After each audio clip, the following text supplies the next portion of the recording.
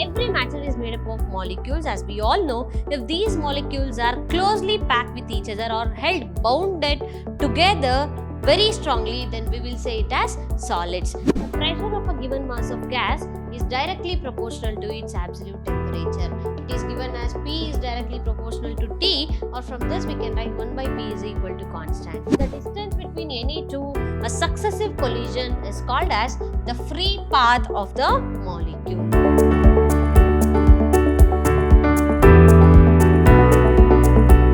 Hello everyone, welcome to session 1 of chapter 13, Kinetic Theory of Gases. This is Swati from Department of Physics, Vidhyaashram Pre-University College, the Temple of Excellence, Mysuru. Dear students, we all know that matter is classified into 3 states: solid, liquid and gases. In this chapter, we are going to study the behavior of gases. Kinetic theory says about the behavior of gases, how do they perform their activities with respect to temperature and many more interesting concepts. So to begin with, let us have an introduction about the gases and their behavior. So we know that gases consist of large number of atoms or molecules in its state, and these atoms or molecules will be in random motion. So the kinetic theory of gases relates the properties of these gas molecules. We'll call it as macroscopic properties such as the pressure, temperature and etc.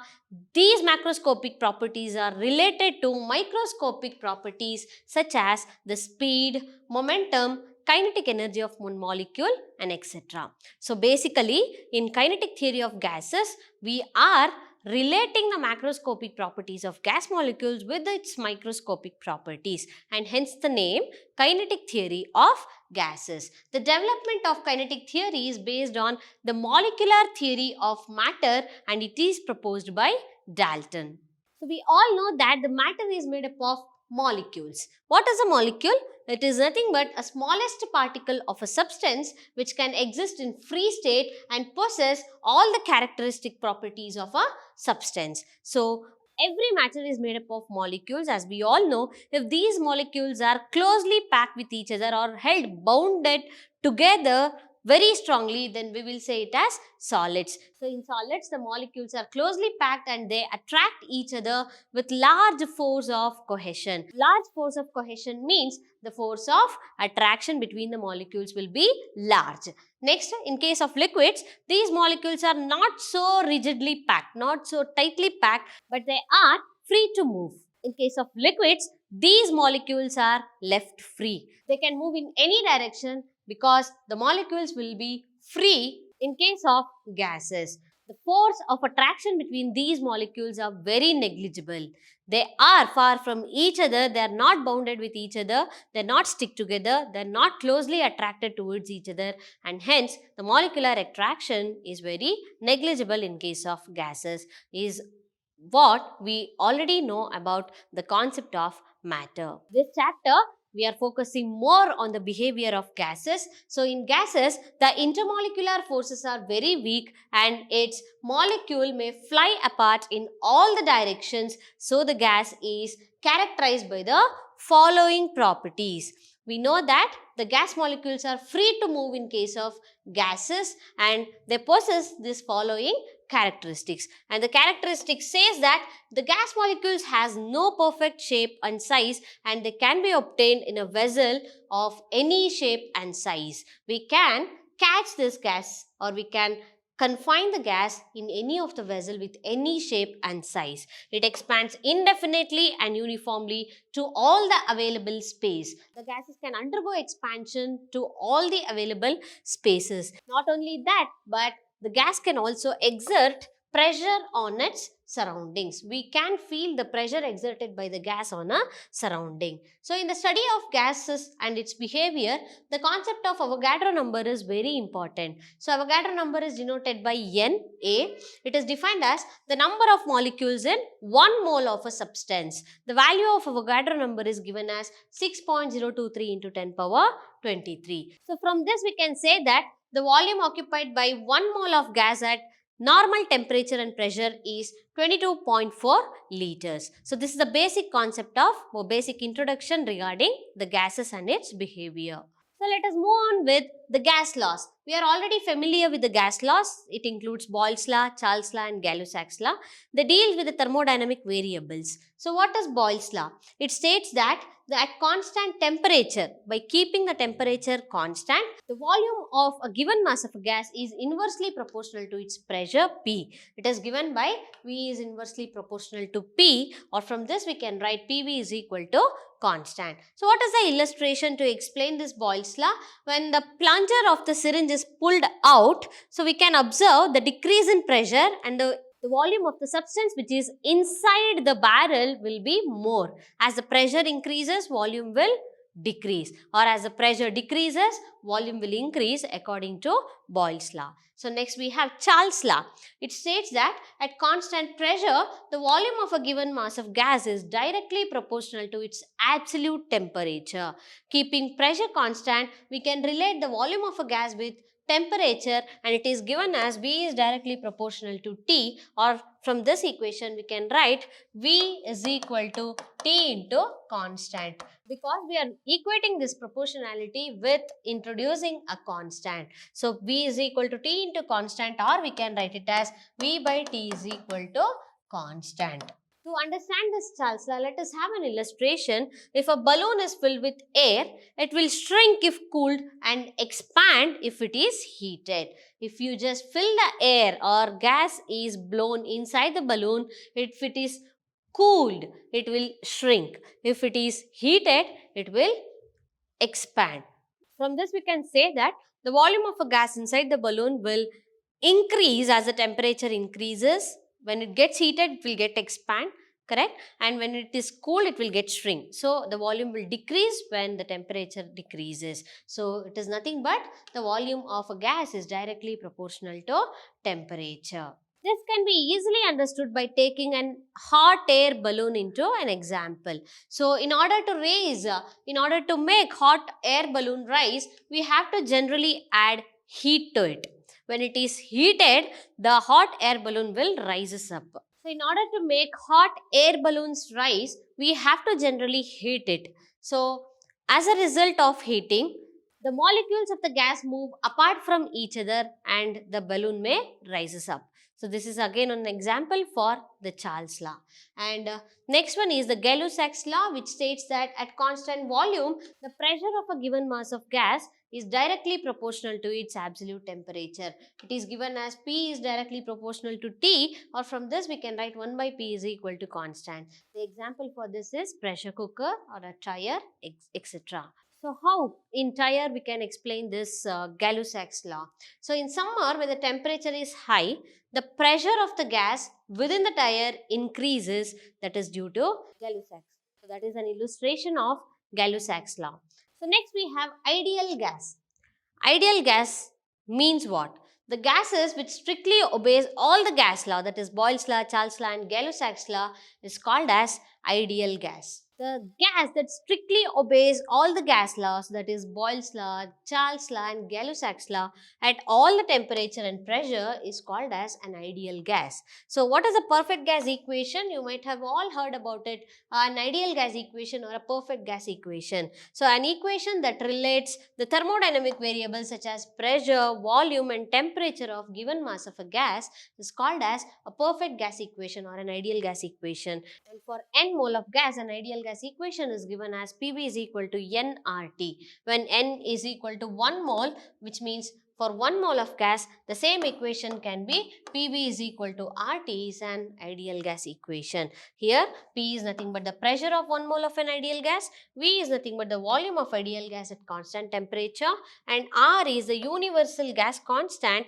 The value of universal gas constant is 8.314 joule per mole per Kelvin, which we have already studied in our previous chapters. Now we came to know what is an ideal gas. Let us now study the characteristics of ideal gas. So the size of the molecules of an ideal gas is 0. Each molecule is a point mass. There is no size for a particle that exists in ideal gas. The rest mass or each molecule has a point mass. So there is no force of attraction or repulsion among the molecules of an ideal gas. So generally no force of attraction or repulsion that exists between the molecules of an ideal gas is the another characteristic of ideal gas. Does the ideal gas exist? No gas is perfectly ideal. So as I explained before, the kinetic theory of gases is explained based on the molecular theory of matter, which is given by Dalton. So next concept is Dalton law of partial pressure. What does it say? So it states that the total pressure of a mixture of ideal gas is equal to sum of its partial pressures. Say for example, if we have number of moles in a vessel, I'll call it as mu1, mu2, mu3 and so on. So this vessel has a volume of gas. Let V be the volume of gas at temperature T and pressure will be P. So R is the universal gas constant, as we all know. Then we can write the ideal gas equation, that is P is equal to mu1 RT divided by V, because we know that PV is equal to mu RT. Mu is the number of moles of gas, and from this we can write P is equal to mu RT divided by V. So according to this, I can write for each and every molecule, that is P is equal to mu1 RT by V plus mu2 RT by V plus mu3 R3 by V, where mu1, mu2, mu3 be the number of moles in a vessel. So we can write the same as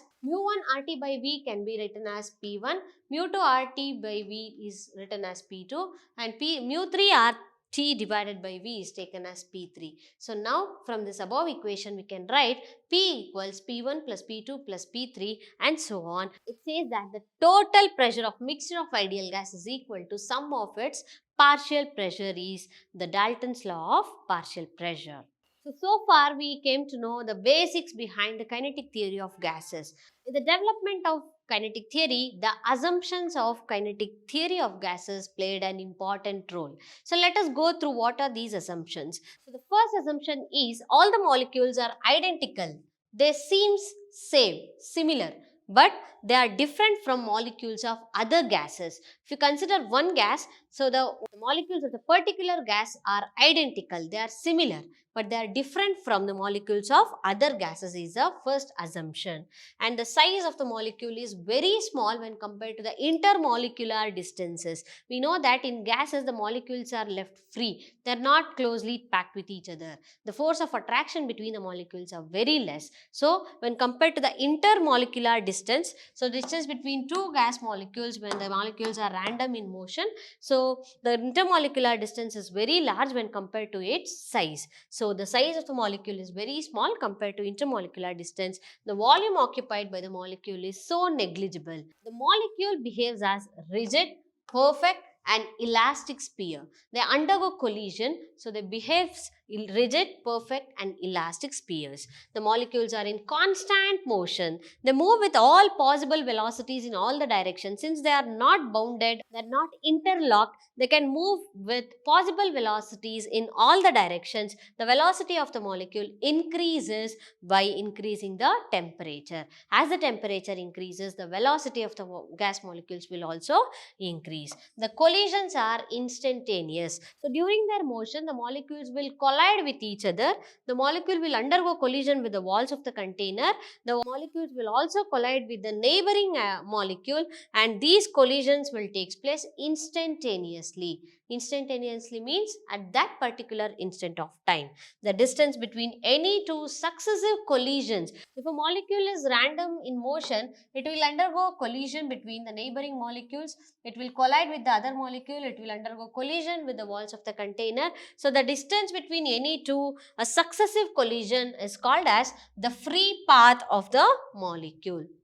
When it undergo collision successively, the distance between these two successive collisions is called as free path of a molecule. The average distance traveled by a molecule between successive collisions. So when a molecule is undergoing successive collisions, the average distance traveled by a molecule is called as mean free path. That's average free path. These are the assumptions of the kinetic theory of gases that helped us in understanding or developing, modifying the theory to the better level. So one of the very important concept in the understanding kinetic theory of gases is root mean square velocity. What does root mean square velocity? It is defined as the square root of mean of squares of all the velocities of individual molecules is called as root mean square velocity. It is denoted by VRMS. So let us take V1, V2, V3 and so on up to Vn are the velocities of n number of molecules of gas. The root mean square velocity can be defined as VRMS is equal to square root of the squares of all the velocities individually, that is v1 square plus v2 square plus v3 square and so on up to vn square. This is how we have to find the root mean square velocity. So this RMS speed or RMS velocity of the molecule is directly proportional to square root of absolute temperature. The formula of RMS speed of gas molecule is given by VRMS is equal to root of 3 into kb into T divided by m. What is kb? Kb is Boltzmann constant and T is the absolute temperature where m is mass of the gas. So regarding this, we are going to study more about the energy of each molecule, the speed, velocity, how do they depend on each other, how does the velocity of gas molecule is dependent on temperature and many more. So we are going to study about the relation between the velocity, temperature, how does the velocity of gas molecule depends on its temperature and many more interesting concepts in our next session. Until then, keep learning all of you. Learn all the basic concepts of kinetic theory of gases before we start the next session. Take care all of you. See you all in the next session. Thank you.